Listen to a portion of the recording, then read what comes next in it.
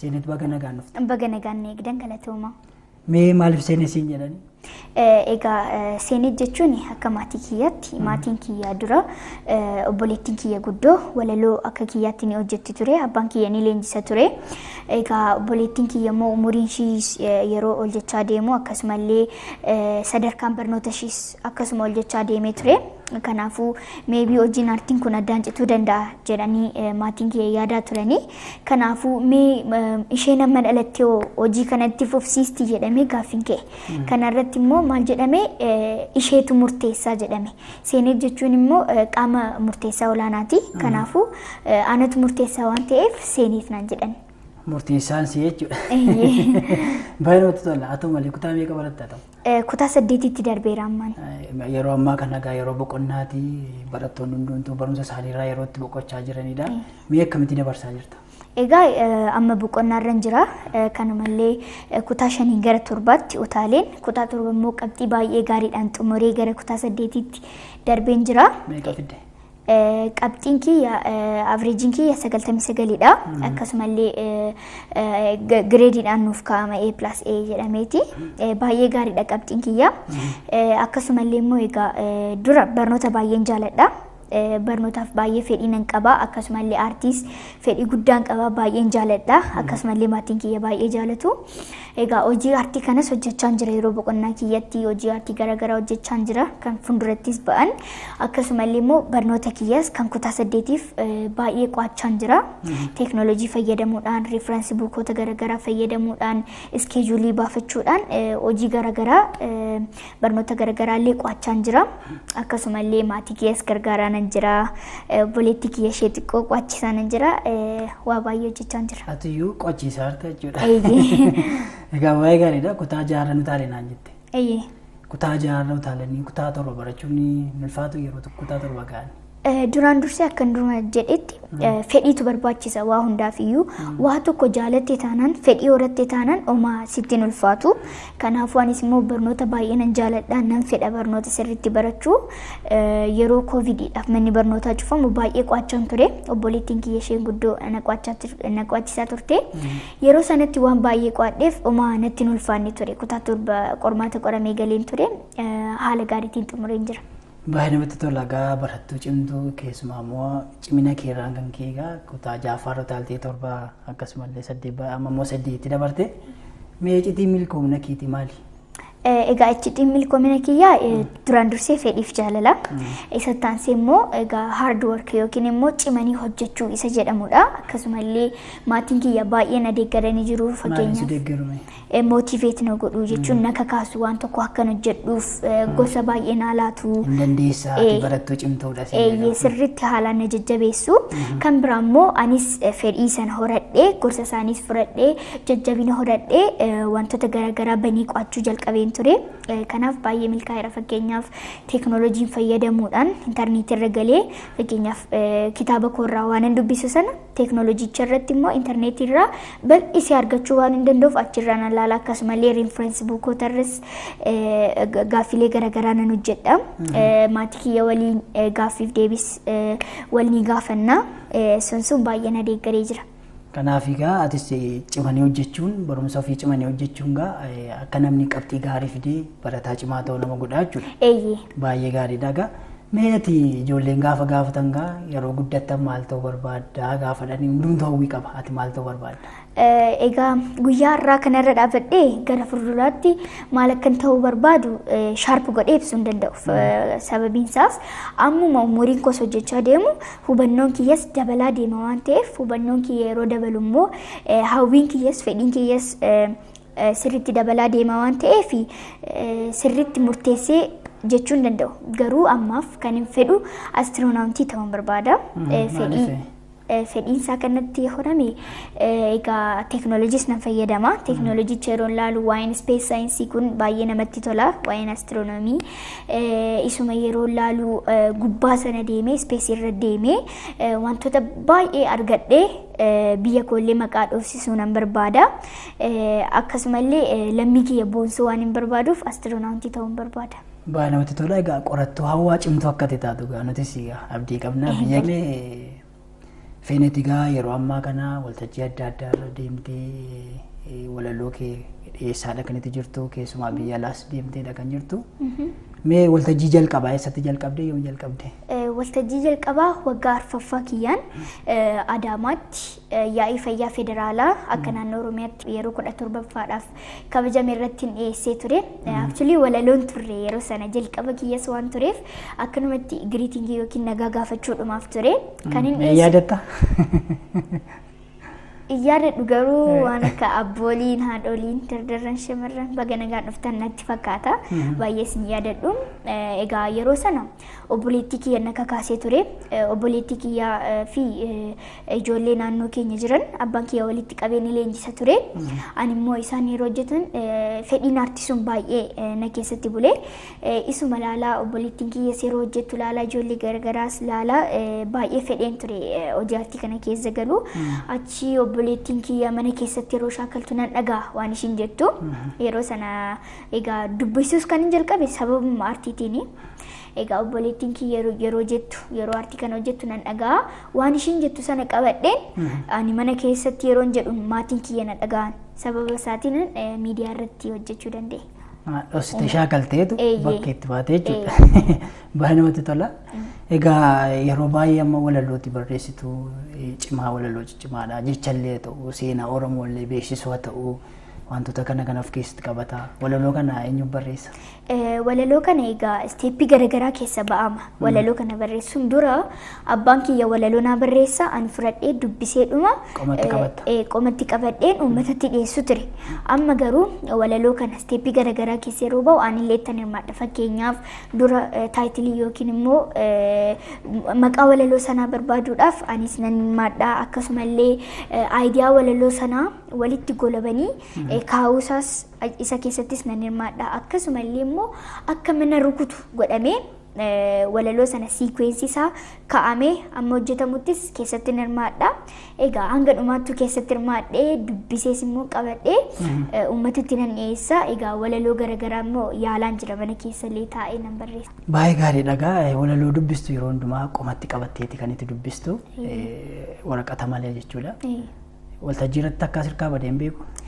Lakkina jalaan badu walaloo yeroo baay'ee sirriitti qabadha. Akka na jalaan banne immoo visualize gochuun ni barbaachisa. Visualize jechuun waan sana akkasitti mul'atu gochuu jechuudha. Fakkeenyaaf waa'ee biyya kiyyaa dubbisan jira waan yoo jira otoo ta'ee waa'ee biyya kiyyaa yeroo dubbisu sana wanti dubbisu sun sammuu kiyya keessatti natti mul'ata. Sababii isaatiin immoo uumaan jalaan badu. Qilleensi kee mijataa. Bishaan keetu taliila Afrikaa unachiifta biluunsi keessaa madda. Kanaaf tarii mudannoo qabdaa kana wal qabate. Kanaan illee hin qabu garuu yeroo tokko mudannoo aartii baay'ee nan qaba. Isa keessaa immoo Koottaar hojjechuudhaaf Dohaa deemeen ture hojii aartii kana feestivaala urjiitiif achi isteejirra ba'ee hojjechaa jira hamileedhaan mooraaliidhaan hojjechaa otoo jiru tokko dhufee dhaabii jedhe. Maaliif ennaan selfii kaana jedhee garuu ana addaan hin kunne ittuma fufee hojjechuu danda'e. Footoo kaana siin jedha. Footoo kaana jedhee. Baay'ee nama dhibaa.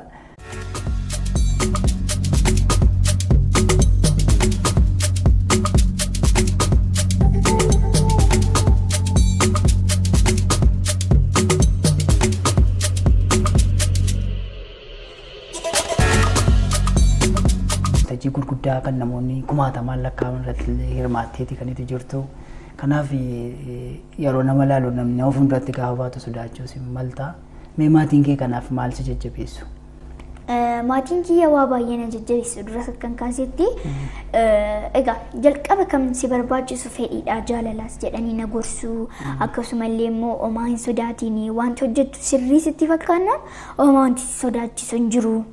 Ati daa'imaa homaa rakkoon qabu jedhanii sirriitti na gorsuu hamilee akkan qabaadhu akkan hin sodaanne konfidensii illee natti horuu waan hin balleesse immoo na gorsanii gara karaatti na deebisuu waan hin gaarii hojjedhe immoo na jajjabeessuu hamilee naa kennu kuni baay'ee gaariidha itti fufii jedhanii jechuudha. Maatiin kiyya baay'ee na deeggaranii jiru hundayyuu galateeffachuun barbaada. Egaa galatoomicha seedeetti hojii aartii keessaa walaloo duwwaamini diraamaa irratti illee ni hirmaata. Diraamaa kamirratti hirmaatte? Ani hojii aartii baay'ee hojjechaan ture. Kana boodas nan hojjedha. Fakkeenyaaf walaloo hojjechaan ture. Akkasumallee diraamaa dungoo jalqabee ture miidiyaa OBN irratti garuu sababa covidiitiin addaan citee jira. Akkasumallee fiilmii dhiyootti ba'u waan koo fiilmii baay'ee gaariidha jaalattu jedhee yaada. Fiilmiin sun dhiyootti kan ba'u ta'a kan eebbifamu ta'a. Isarratti illee hirmaadheen ture. Hirmaadheen jira. Akkasumallee hojii garaagaraa hojjedheen jira. Gara biyya alaas deemee. Baay'ee namatti tola. Egaa kun carraa guddaadha. Keessumaa diraamaa keessatti hirmaate sana keessatti akkuma manatti himtee qorattuu hawaa ta'uun barbaada jetteetti kan jirtu. Diraamaa sana keessattis egaa qorattuu hawaa taate sana bira ga'uudhaaf kan itti hojjettu jechuudha. Mooyi mee keetii waa afaan godhadhu maaloo giiftee ko sammuun si dhootii xiqqoo ishee boqodhu. Armee sammuu yootti dubbisan hin dhootu ni ballatti malee garuu yootti dubbisuu dhiisan keessatti dhiphattee dhooti. Mee situ filate moo isaan massiiqate? Anillee filadhee miti isaanumatu naa kenni kaaraaktarii sana. Beekaniitii fedhii kee? Anuun beeku waan sana garuu diraamaan sunii fi ani baay'ee walitti dhufa. Jechuun real life suniif diraamaan sun baay'ee walitti dhufa kan koo fakkeenyaaf yeroo baay'ee maatiis walitti qabee walgahii faana teessisaa akkasumallee qorattuu hawaa ta'uu barbaada. Kun immoo jireenya kan guyyaa guyyaatti keessa illee jira. Kanaafuu baay'ee walitti dhufa diraamaan sunii fi jireenyi kiyya. Mee amma maatii walgahii teessisa godhatti? Manatti yeroo baay'ee walgeenyaa fakkeenyaaf mana keessatti yeroo tokko wanti natti hin tolle yoo jiraate walitti qabee ittan haasaa akkasumallee karoora garaagaraa yoo qabaadhe walitti qabee nan haasofsiisaa yaada garaagaraa walii qoonnaa fakkeenyaaf ati kana balleessiteetta ati kana baay'ee gaarii hojjettee kana sirreessuu qabdaa kana itti fufsiisuu qabdaa jennee illee walitti ni haasofna yeroo baay'ee walgeenya. Ijoollee egaa kan isin daawwachaa jirtan kunoo Senet Gizachew jedhamti. Akkuma amma daawwachaa jirtan barumsa isiitti barattuu cimtuu akkasumas illee aartii keessatti egaa mucaa baay'ee cimtuudha. Isee wajjin turtii taasisaa jirra. Ammayyuu nu hordofaa isiniin jenna. Dur bara durii bara sirni diddi bara dubartummaan gadaantummaa taate bara dur badhalchuun qaanii taate dubartii dhalate nan badee. Yeroo ammaa kana egaa kutaa 8tti dabarteeti kan itti jirtu jechuudha. Mee ijoolleedhaaf gorsati qabdu keessumaa barumsa isaaniillee akka isaatti jabaatanii biyya kana jijjiiruu keessatti illee akkuma kee abjuu akka isaan qabaatanii maal gorsita ijoollee? Ijoolleedhaaf daa'immaniif kan gorsuu barbaadu tokkoffaan barumsa keenya irratti baay'ee cimuu qabna. Barumsa kan bakka guddaa nu geessisu akkasumallee immoo hidden talent yookiin immoo dandeettii addaa kan qabnu illee yoo ta'e kan nagarre illee yoo ta'e dandeettii addaa sana barumsi nuuf baasa. Daa'imti kamiyyuu dandeettii addaa kan mataa ishee ta'e ni qabdi yookiin ni qabaata. Kanaafuu isa sana immoo baasuudhaaf uummatatti agarsiisuudhaaf barumsa irratti cimuun baay'ee barbaachisaadha. Egaa barumsa irratti cimuudhaaf jalqaba kan barbaachisu jaalalaa fi fedhiidha. Akka durattis kaasetti jaalalaa fi fedhii qabaannaan amileessi horattaa konfidensiis hin qabaattaa cimtee jabaattee hojjetta waa hundayyuu jechuudha. Kanaafuu barnoota irratti cimuu qabna. Yeroo hunda boqonnaa boqonnaas qabaachuu ni qabna. Garuu sa'aatii keenya guddaa boqonnaan fudhachuu hin qabu. Sirriitti qo'achuu qabna. Intarneetii illee fayyadamuudhaan waan qo'anne sana babal'isuu ni dandeenya. Riiferensi buukii garaagaraa fayyadamuu ni dandeenya. Waan nu galle yoo jiraate barsiisota keenya yookiin immoo maatii gaafannee maatii waliin haasa'uu danda'uu qabna. Akkasumallee maatiin illee daa'imman gargaaruu qabu waa kana irratti. Akkasumallee immoo daa'imman dandeettii addaa kan qaban yoo ta'e maatiitti agarsiisuu qabu. Sababiin isaas dandeettiin addaa kun baay'ee barbaachisaadha. Dandeettiin addaa uummata garaagaraa waliin si beeksisaa akkasumallee baay'ee namatti tola immoo dandeettii addaa baastee argitee uummanni yeroo ittiin gammadu yeroo laaltu baay'ee namatti tola. Kanaafuu daa'imman cimuu qabdu barnoota irrattis akkasumallee taalentii aartiinis baay'ee gaariidha. Aartiillee akka hojjettan sin gorsuun barbaada. Tole egaa yeroo darbe CD hojjechaa akka jirtu dhageen ture maalirra jira maal qabattee dhufuudhaaf? Eeyyeen jalqaba CD hojjechaan ture. CD'n sun otumaan hojjechaa jiru gidduudhaan koovidiin dhufee namnis baay'ee walitti dhufuu hin danda'u. Sababa isaatiin addaan citee ture. Amma garuu hojii ashaaraa magariisaa irratti biiroo qonnaa waliin hojii ashaaraa magariisaa uummataaf hubannoo kennuudhaaf hojjechaan jira. Dhiyootti isin bira ga'a. Ashaaraa magariisa jechuudha. Eeyyee ashaaraa magariisa. Baay'ee gaariidha gaa turtii nuti qabnu baay'ee gaarii kan turedha. Mee mudannoo kan biraa yaadattaa kan qabdu? Eeyyeen hojii kiyya isa jalqabaa waggaa 4 ta'ee gara isteejiitti yeroo hin ba'u Adaamaa ture. Xiqqoon ture baay'ee waggaa 4 ture. Yeroon isteejirra ba'u isteej koomentaatariin sun na buusa. Daa'ima maatii harkaa baddeetti fakkaadheen jechuudha.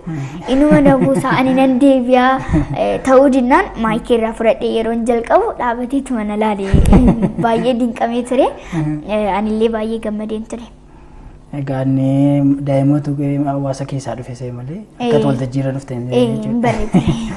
Baay'ee gaariidha gaa haasaa keenya xumuruudhaaf kan nuti deemaa jirru. Tarii xumura irratti waan nuti jettu qabaatte OBN gaammeen gaa ijoolleedhaaf kan banamedha. Daa'imman Oromootiif kan banamedha. Iddoo jiranitti akka isaan ilaalan egaa abdii guddaadha kan nuti qabnu. Kanaaf immoo ijoolleen akka isaan jabaatan akkasumas illee dhaamsa waliigalaa yoo qabaatte. Egaa OBN duraan dursee OBN gaammee banamuu isaatiin baay'ee gammaduu koo ibsa baay'ee gammachuu kiyya ibsachuu nan barbaada. OBN gaammee daa'imman biyya keenyaatiif baay'ee barbaachisaadha. Aadaa isaanii, duudhaa isaanii akka baran ni godha.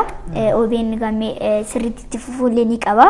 Akkasumallee immoo miidiyaan kun kan keenya kan daa'immaniiti waan ta'eef itti fayyadamuu qabna. Haalaan itti fayyadamuu qabna. Barnoota gaammeerraa argachuu qabna. Haalaan fudhachuu qabna jechuun nan barbaada. Akkasumallee immoo daa'imman akkan dura jedhetti beekamtii sirriitti argachuu qabdu jechuun beekumsa barnootaa sirriitti fudhachuu qabdu. Barnoota furtuu addunyaatti barnoonni. Kanaafuu duraan dursee waa hundi dura barnoota keenya irratti xiyyeeffachuu qabna. Barnoota keenya irratti baay'ee cimoo ta'uu danda'uu qabna. Qo'achuu qabna. Maatii gargaaruun baay'ee barbaachisaadha. Gorsa maatii fudhachuun baay'ee barbaachisaadha. Bakka daa'immanii fi malleetti illee immoo argamuun baay'ee gaarii miti. Kanaafuu daa'imman bakka